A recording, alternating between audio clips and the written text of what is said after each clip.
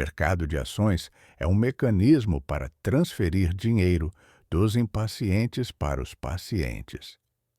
Eu repeti essa frase ao longo da minha vida porque ela resume algo que muita gente só aprende depois de pagar caro.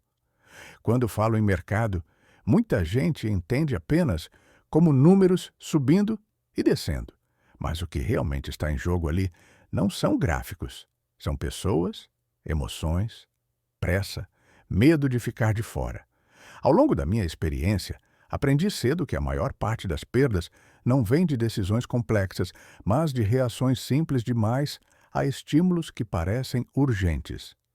Existe uma sensação muito comum que atravessa gerações, crises e tecnologias diferentes. A sensação de que todo mundo sabe algo que você não sabe. De que existe uma informação circulando, uma oportunidade acontecendo agora, e que, se você não agir rápido, vai perder para sempre. Esse sentimento tem um nome moderno hoje, mas ele sempre existiu.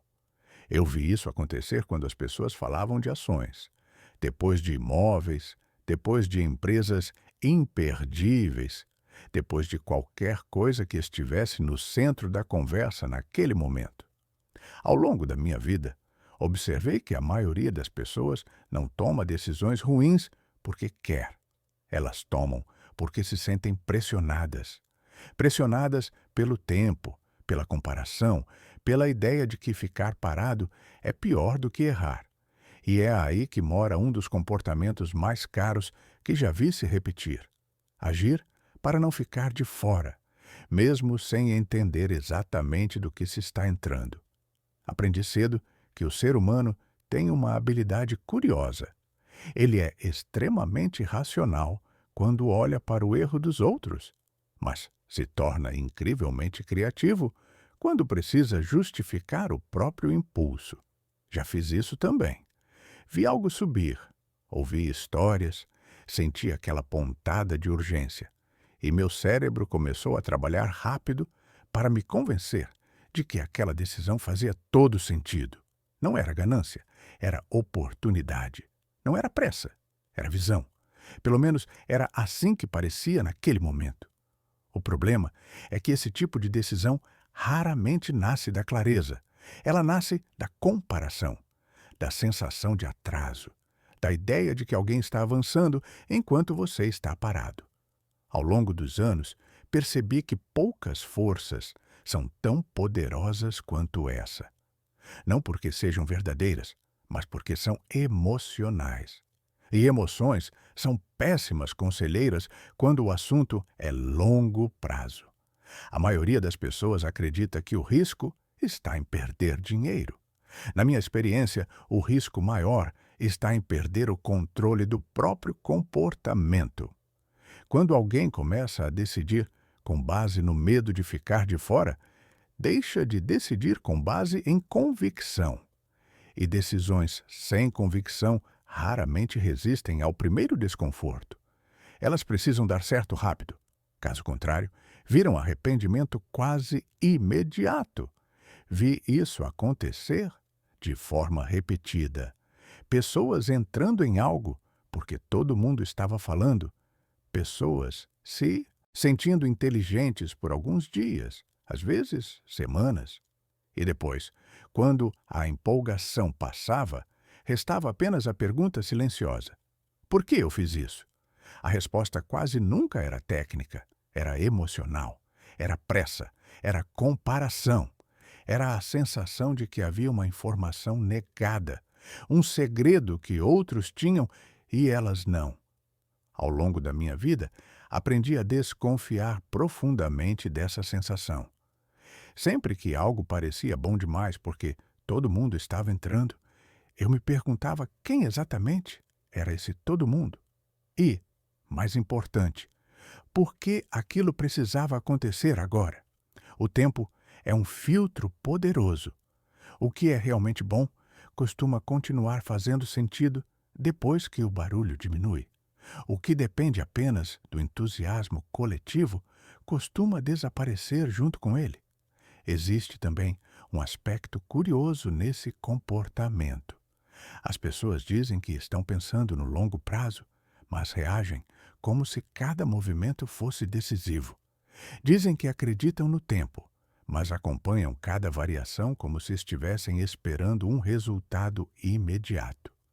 Ao longo das décadas, observei que essa contradição é muito mais comum do que se imagina. E ela custa caro. O medo de ficar de fora cria uma urgência artificial. Ele transforma decisões que poderiam ser pensadas com calma em respostas rápidas a estímulos externos. E quando você responde rápido demais, abre mão da sua maior vantagem, a capacidade de esperar. Esperar não é passividade.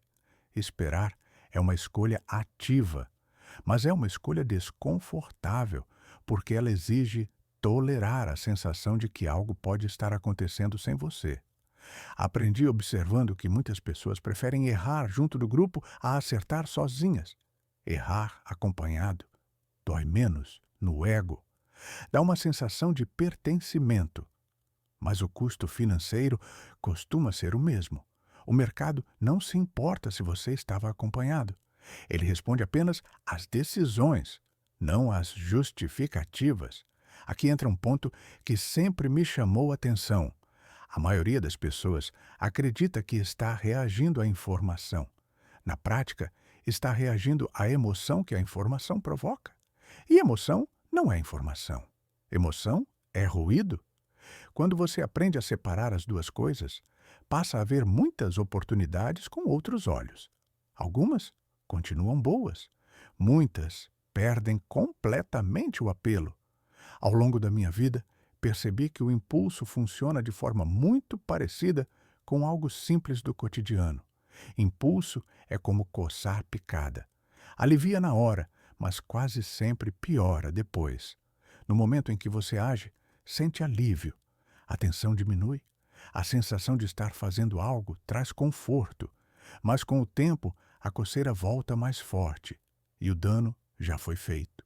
Esse comportamento é reforçado pela narrativa de que quem hesita perde. Mas essa narrativa ignora uma verdade simples. Quem age sem pensar também perde. A diferença é que a perda do impulsivo costuma vir acompanhada de arrependimento. A perda de quem espera costuma vir acompanhada de aprendizado. Ao longo do tempo, uma dessas posturas constrói algo, a outra apenas repete ciclos. Existe uma ilusão perigosa de que informação é o fator decisivo, como se, ao encontrar a notícia certa, tudo se resolvesse. Na prática, informação é abundante.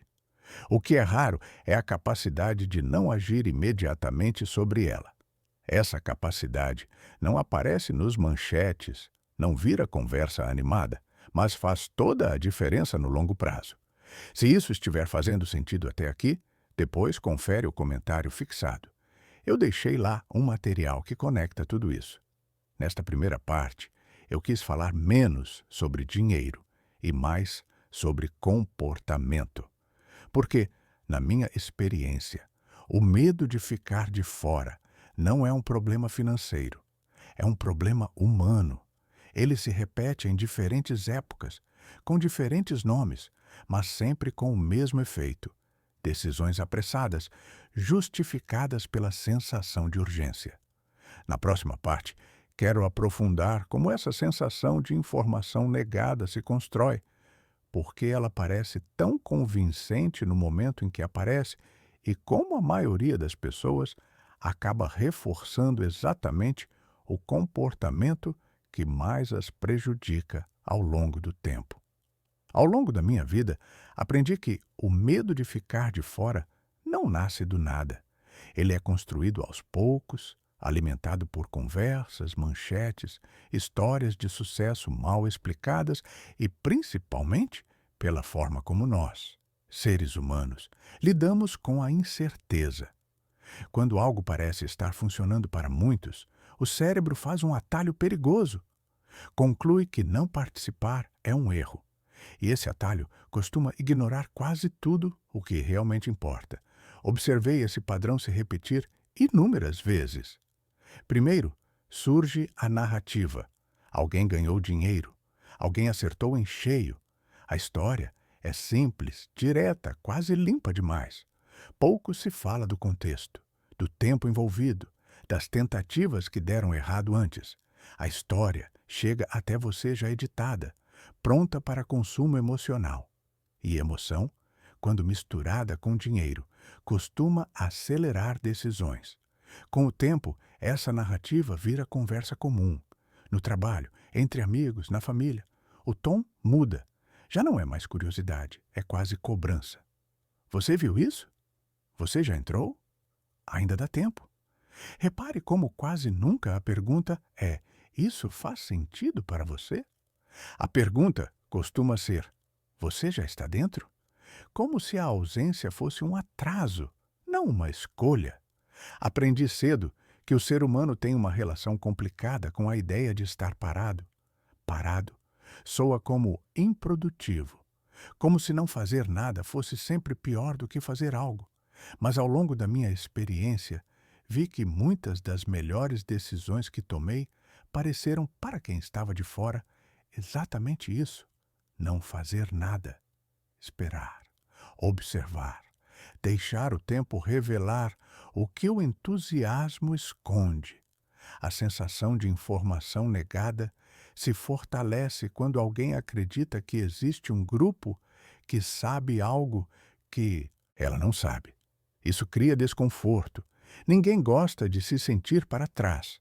E esse desconforto pede resolução rápida. Não porque a decisão é boa, mas porque a sensação é ruim. O cérebro não quer entender, quer aliviar. E aliviar, nesse caso, costuma significar agir. O curioso é que, quando você pergunta às pessoas por que tomaram determinada decisão, raramente elas dizem porque pensei com calma.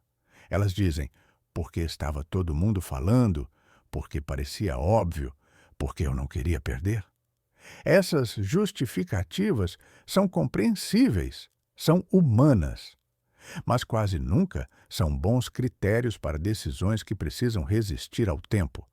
Ao longo das décadas, percebi que o medo de ficar de fora não desaparece quando alguém entra. Ele apenas muda de forma. A pessoa entra, sente alívio por um tempo e logo surge um novo medo. Medo de sair cedo demais, medo de ficar tempo demais, medo de perder mais, medo de perder menos do que poderia ter ganhado. A ansiedade não some, ela se desloca. Isso porque a raiz do problema não era a oportunidade, era a forma de decidir. Existe um humor silencioso nisso tudo, se você observar com alguma distância. As pessoas dizem que querem segurança, mas correm atrás do que está mais barulhento. Dizem que pensam no longo prazo, mas reagem a cada novidade como se fosse decisiva. É quase como dizer que alguém quer paz, mas dorme com o telefone ligado no volume máximo. Não é falta de intenção, é contradição humana. Vi muita gente confundir confiança com certeza. Confiança verdadeira aceita dúvida. Certeza absoluta geralmente vem acompanhada de pressa. Quando alguém diz que não tem como dar errado, esse costuma ser o momento mais perigoso. Não porque vai dar errado necessariamente, mas porque a pessoa deixou de considerar cenários. E quando você deixa de considerar cenários, fica frágil. Ao longo da minha vida, aprendi a valorizar perguntas simples. Perguntas que parecem quase ingênuas, mas que protegem contra decisões impulsivas. Perguntas como: isso ainda fará sentido quando ninguém mais estiver falando sobre isso? Se essa decisão der errado, eu vou entender por quê ou vou apenas me sentir enganado? Estou entrando porque entendi ou porque estou com medo de ficar de fora? A maioria das pessoas nunca se faz essas perguntas no momento da decisão. Não porque não sejam capazes, mas porque o ambiente não favorece reflexão. Ele favorece reação, notícias rápidas, opiniões fortes, histórias curtas. Tudo empurra para a mesma direção: agir agora. E quanto mais gente age, mais difícil fica ficar parado. Também observei que o medo de ficar de fora se alimenta de comparações incompletas. As pessoas veem o resultado final dos outros, mas não veem o caminho, veem o acerto, não veem os erros acumulados. Isso cria uma percepção distorcida da realidade. Parece que todos estão acertando, quando, na verdade, muitos estão apenas contando a parte conveniente da história. Existe algo libertador em aceitar que você não vai participar de tudo, que você não precisa estar em toda a conversa, toda a oportunidade, todo o movimento. Ao longo do tempo, percebi que abrir mão conscientemente é uma forma de ganhar clareza. Quando você escolhe não entrar, está dizendo que sua decisão não depende apenas do barulho externo. E isso fortalece a relação consigo mesmo. O medo de ficar de fora também diminui quando você passa a respeitar o tempo. O tempo expõe exageros. Ele separa o que era moda do que era consistente. Mas, para que o tempo ajude, você precisa permitir que ele passe sem interferir o tempo todo. Isso exige algo raro: tolerância ao desconforto de não saber.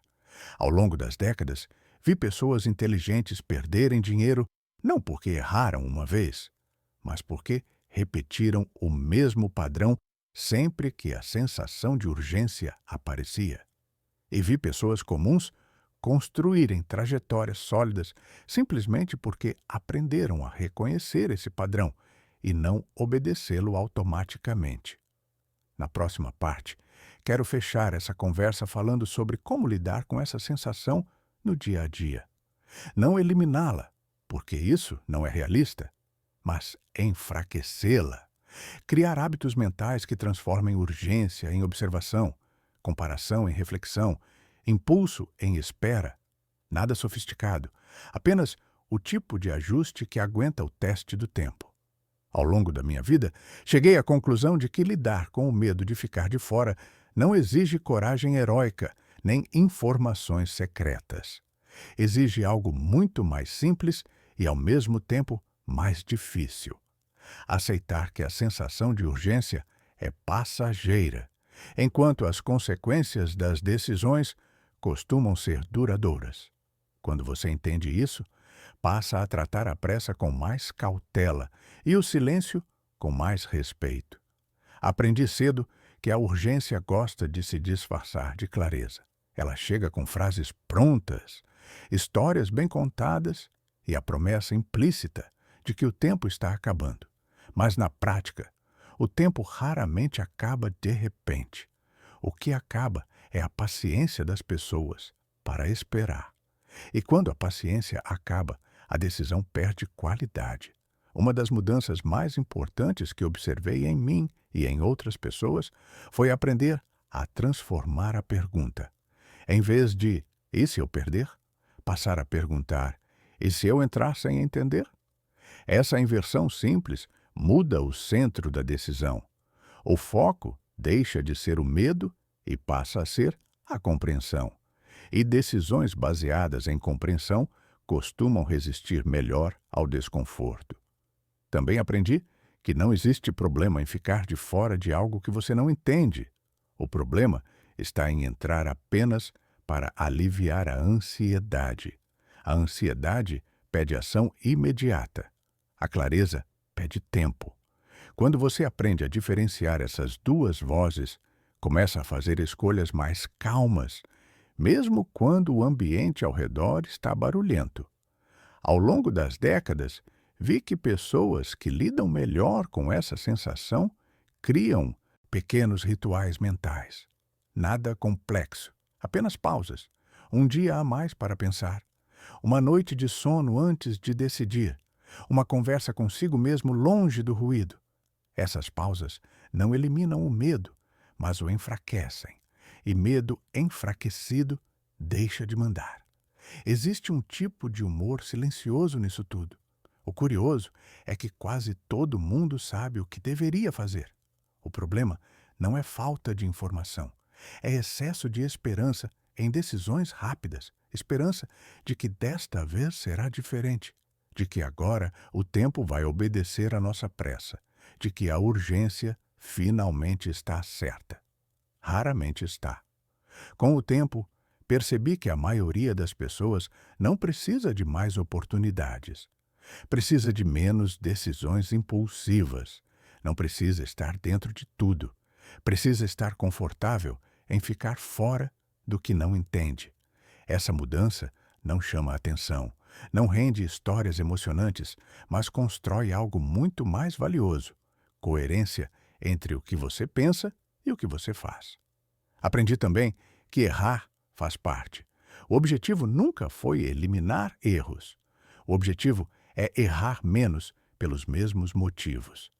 Quando você começa a reconhecer o padrão, a comparação, a pressa, o medo de ficar para trás, já deu um passo enorme.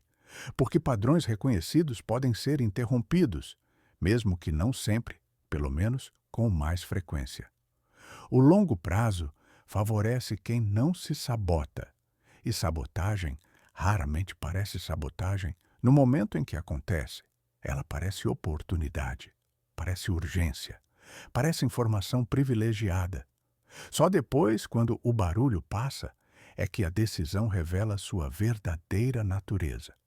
Por isso, aprender a esperar é uma forma de proteção, não de passividade.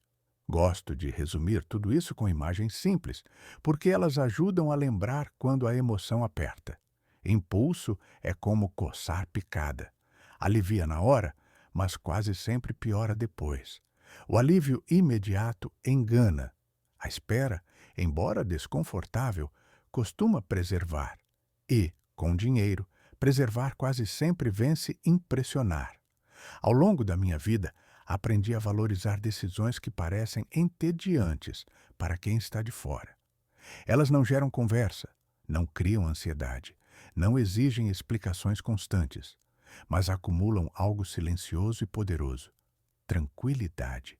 E tranquilidade é um ativo subestimado. Ela permite pensar melhor, dormir melhor e decidir melhor quando realmente importa. Se você levar algo dessa conversa, que seja isso. Você não precisa correr atrás de tudo. O mundo continuará oferecendo oportunidades amanhã. O que faz diferença é chegar a elas com clareza, não com pressa. O tempo não pune quem espera. Ele pune quem insiste em reagir. Se esse conteúdo fez você refletir, eu deixei nos comentários fixados um material onde eu organizo exatamente como penso sobre dinheiro, decisões e longo prazo. Não é sobre ganhar mais, é sobre errar menos. Se você quiser continuar aprendendo comigo, se inscreva e siga acompanhando.